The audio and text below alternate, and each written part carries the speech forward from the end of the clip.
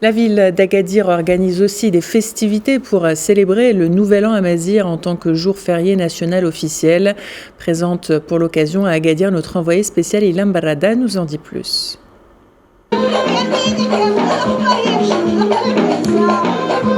Nous sommes à Agadir Ufula et comme vous pouvez l'entendre, chers téléspectateurs, c'est un concert animé par la diva amazigh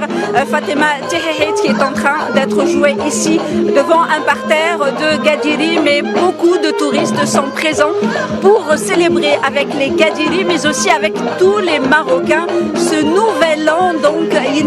ce nouvel an amazigh de 1974. Et pour le célébrer en grande pompe, le Grand Agadir, la ville d'Agadir, célèbre depuis lundi ce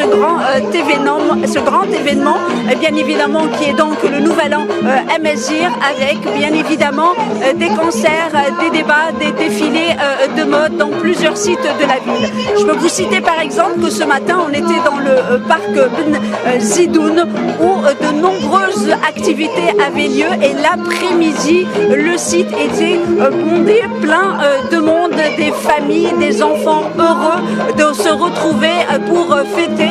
ensemble cet événement. Et bien évidemment, cet événement, ce Nouvel An amazigh est célébré cette année, et bien évidemment puisqu'il coïncide avec la déclaration du 14 janvier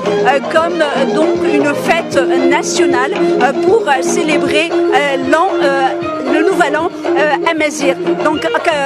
Agadir célèbre en grande pompe cet événement, un événement qui auparavant était célébré en milieu restreint entre les familles dans les pures traditions amazigh, est aujourd'hui célébré en osmose avec tous les Marocains, heureux aussi donc de rendre hommage à ce patrimoine amazigh riche par sa diversité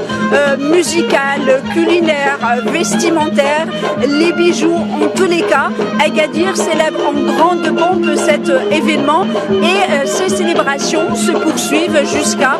dimanche 14 janvier avec encore des soirées et des conférences pour mettre en avant ce patrimoine